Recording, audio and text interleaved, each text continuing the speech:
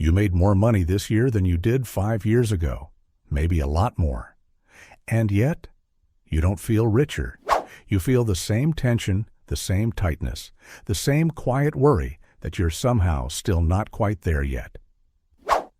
You keep thinking, if you could just hit the next number, the next salary, the next promotion, the next milestone, then you'd finally breathe. But here's the thing that nobody talks about. You've been thinking that exact same thought for years. Before we go any further, this is Donki. If you want calm, honest explanations about money, you're in the right place. Let me paint you a picture. 5 years ago, you were making $42,000. Small apartment, used car, rice and chicken 4 nights a week. And you remember thinking, if I could just get to $70,000, I'd be comfortable. I'd finally relax. Fast forward. You worked the overtime. You got the promotions. You switched jobs. You landed something better. Now you're making $78,000, almost double. You upgraded the apartment, got a newer car, you eat out more, your wardrobe got better, your life looks successful. And yet, you're watching a video right now about why you still feel broke. You're feeling the exact same financial stress you felt at $42,000, maybe even more. And the wildest part? You're already doing it again. You're already thinking, if I could just hit $100,000, then I'd feel comfortable. This isn't about you being bad with money. It's not about discipline or gratitude or budgeting harder. Something else is happening. Something nobody warned you about when they told you to work hard and climb the ladder. Let me show you what I mean. When you were making $42,000, after taxes you were taking home maybe $33,000 a year, about $2,150 a month. Your rent was $900, your car payment was $200, insurance, utilities, groceries, gas, let's say another $800. That left you with about $850 in breathing room every month. Tight, but manageable. Now you're making $78,000. After taxes, you're taking home around $60,000.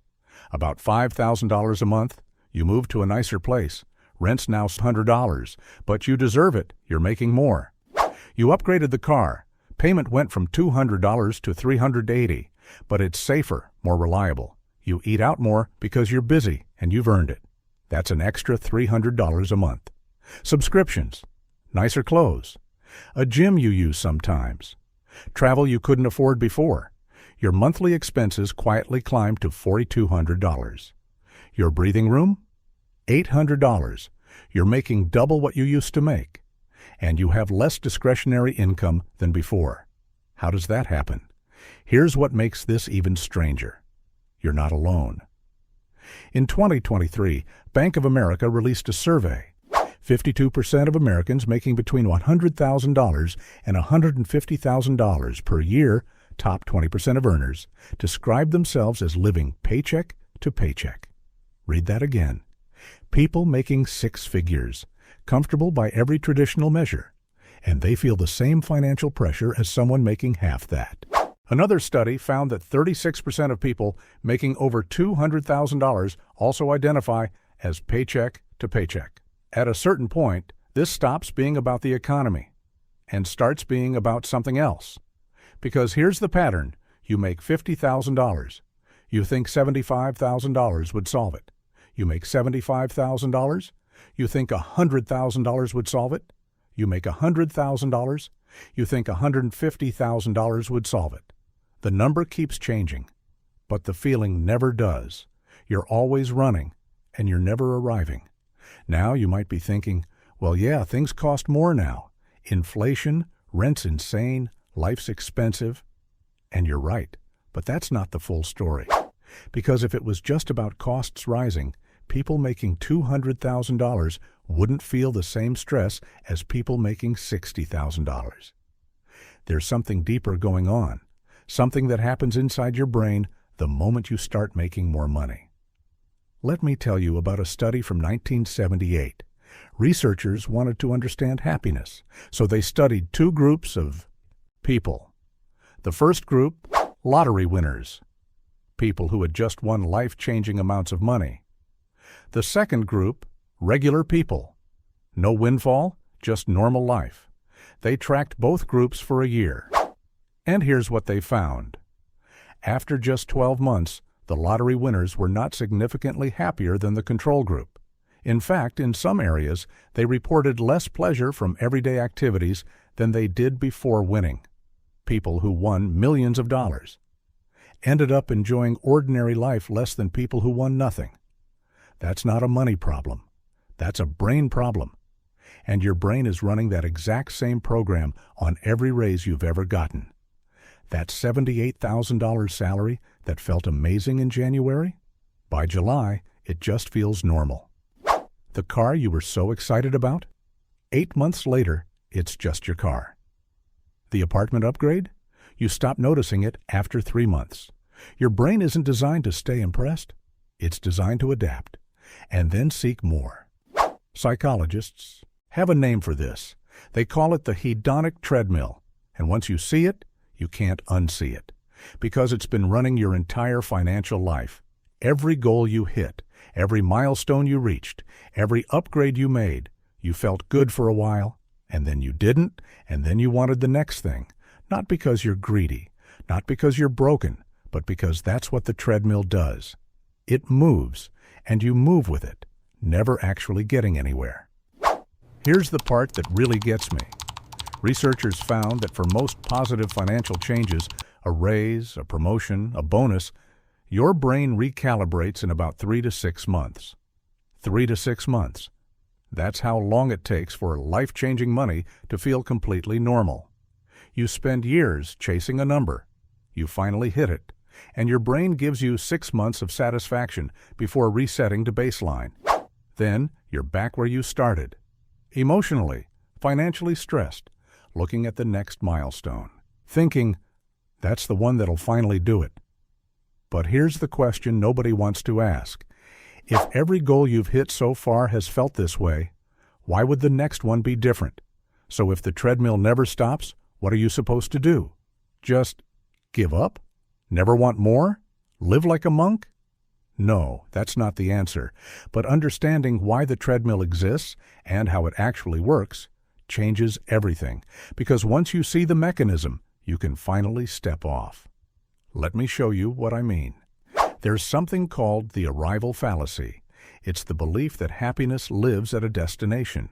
Once you hit 6 figures, once you pay off the house, once you retire early, once you arrive, you'll finally be happy. But here's what the research actually shows. People are happiest when they're making progress toward meaningful goals, not when they've achieved them. The anticipation of a vacation makes people happier than the vacation itself. Building a business is more satisfying than selling it. Training for a marathon feels better than crossing the finish line.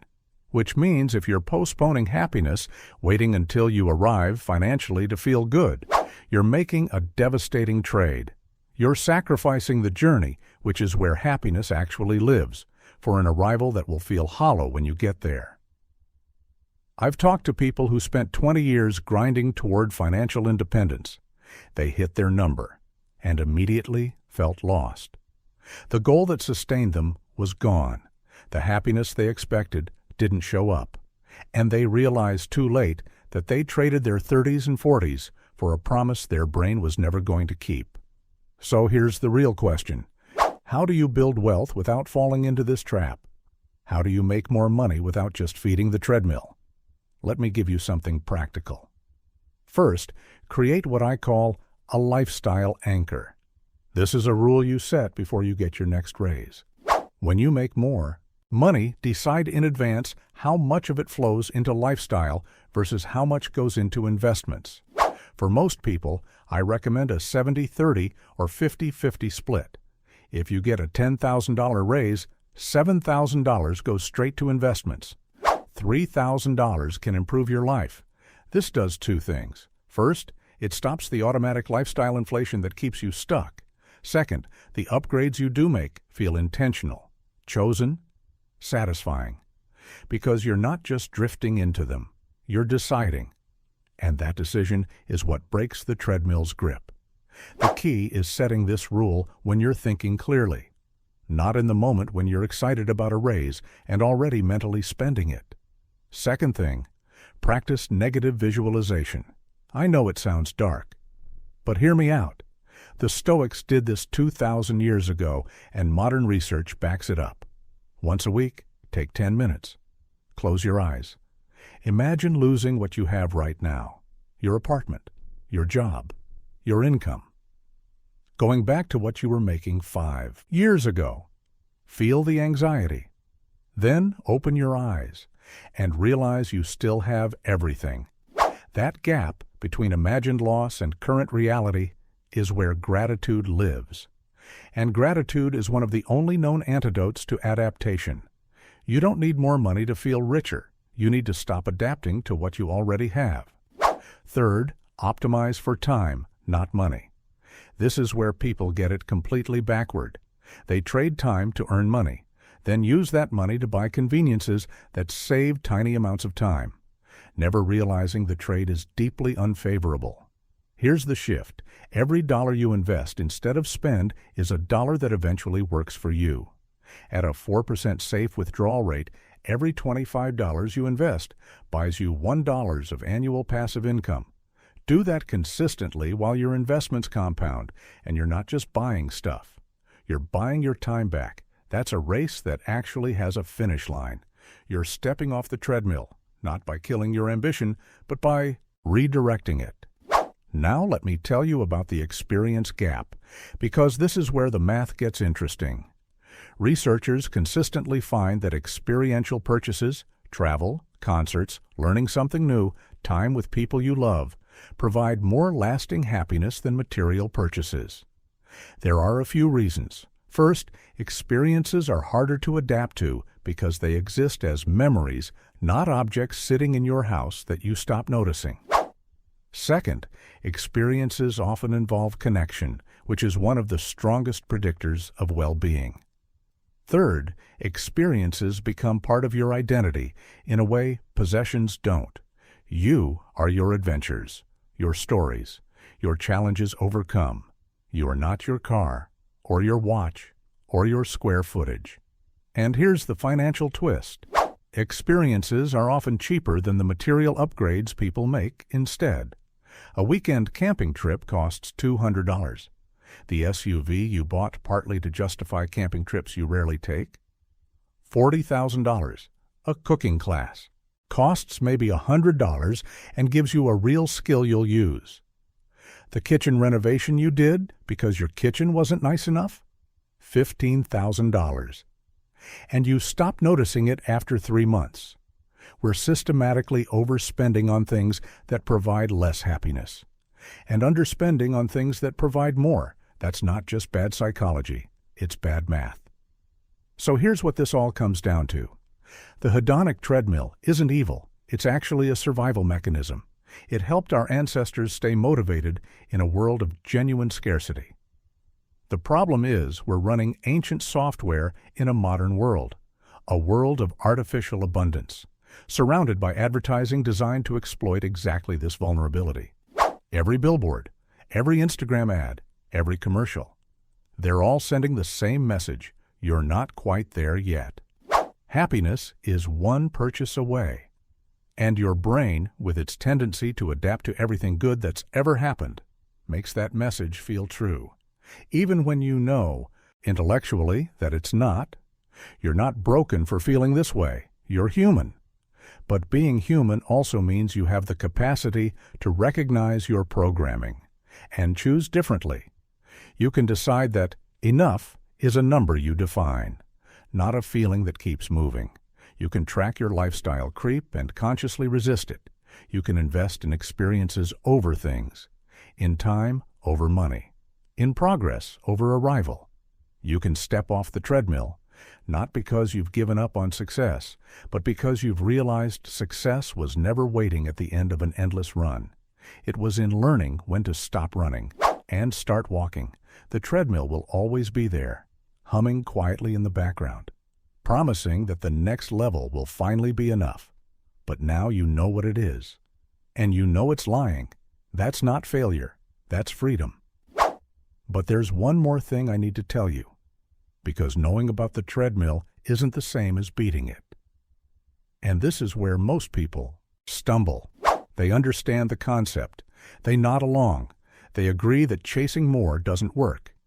And then they do it anyway. Not because they're stupid, but because they're surrounded. Let me explain what I mean. Right now, someone you know just bought something. A new car, a bigger house, a vacation they're posting about. And for just a second, your life felt smaller. You weren't thinking about the treadmill in that moment. You were thinking, maybe I should upgrade too. This is social comparison, and it's the fuel that keeps the treadmill running even when you know better. Because here's the trap. You're not just adapting to your own upgrades, you're adapting to everyone else's. Your neighbor gets a nicer car. Suddenly yours feels old. Your coworker gets promoted. Suddenly your salary feels small. Your friend renovates their kitchen. Suddenly yours feels outdated. The treadmill isn't just inside your head. It's in every conversation, every scroll, every comparison you make without even realizing it. Researchers call this the reference group effect. Your happiness isn't determined by what you have in absolute terms. It's determined by what you have relative to the people around you, which means you can make more money, upgrade your life, and still feel behind. Because the people you're comparing yourself to upgraded too. The finish line moved. Again. So here's what actually works. You have to change your reference group, not the people in your life, but who you're measuring yourself against. Stop comparing your income to your coworkers. Start comparing your freedom to your past self. Stop comparing your house to your neighbors. Start comparing your stress levels to 3 years ago. Stop measuring success by what you own. Start measuring it by what you don't need. Because here's the shift that changes everything. Wealth isn't about having more. It's about needing less. The person who makes $80,000 and needs $60,000 to be happy is richer than the person who makes $200,000 and needs $190,000. Not on paper, but in every way that actually matters.